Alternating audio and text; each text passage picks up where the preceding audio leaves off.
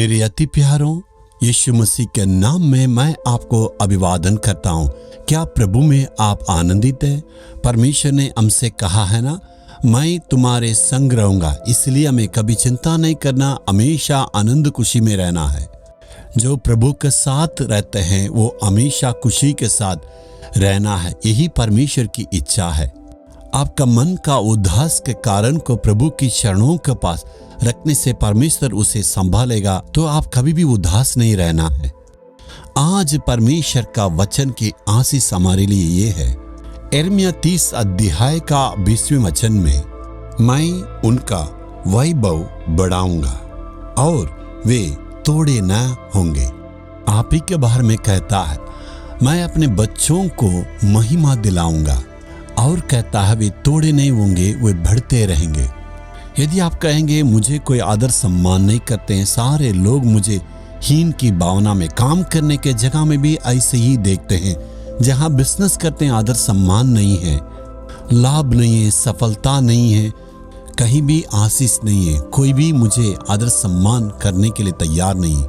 आप ये सोच रहे ना, मेरी जिंदगी तो इतना दबी हुई है, किसी को भी परमेश्वर नीचे नहीं गिराता। कोई कहते हैं परमेश्वर ने मेरे जीवन को ऐसे किया, प्रभु कैसे इस प्रकार करेगा? प्रभु कहता, मैं कभी भी तुम्हारी आशीष को कम नहीं करूंगा। इसका कारण है शैतान, आपका दुश्मन शैतान इसी प्रकार कार्य करता, आपका काम में नुकसान लाना है, आपकी सफलता को रोकना चाहता, आपकी बढ़ोतरी को रोकना चाहता है, आपकी आशीष को रोकने के लिए वो चाहता है। उस दुख देने वाला शैतान की आंतों से परमेश्वर हमें छुड़ा के कहता है, मैं तुम्हें आदर सम्मान करूंगा। जिनके जीवन में बंधन में है, बढ़ोतरी नहीं है, उन बंधन को तोड़ने के लिए यीशु मसीह खुद क्रूस पर बलिदान के रूप में हुआ है।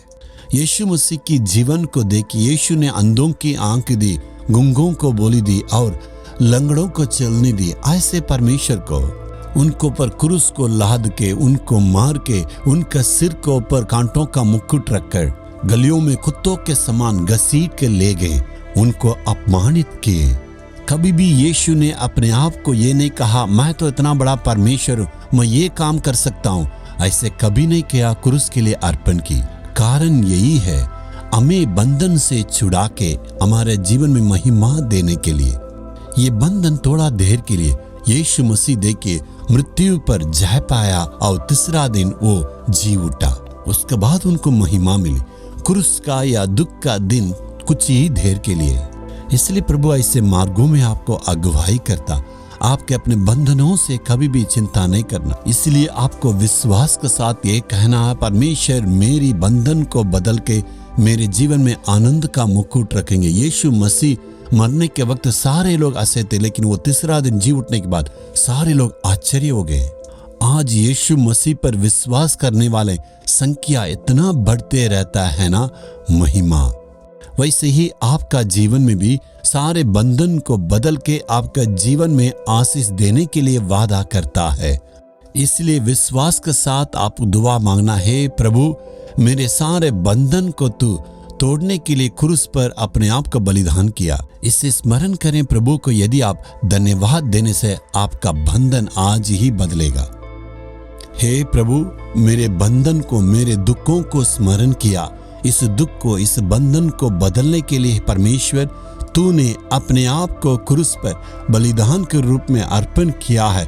मैं आज अर्पण करता हूँ यीशु के नाम में। आमीन आमीन।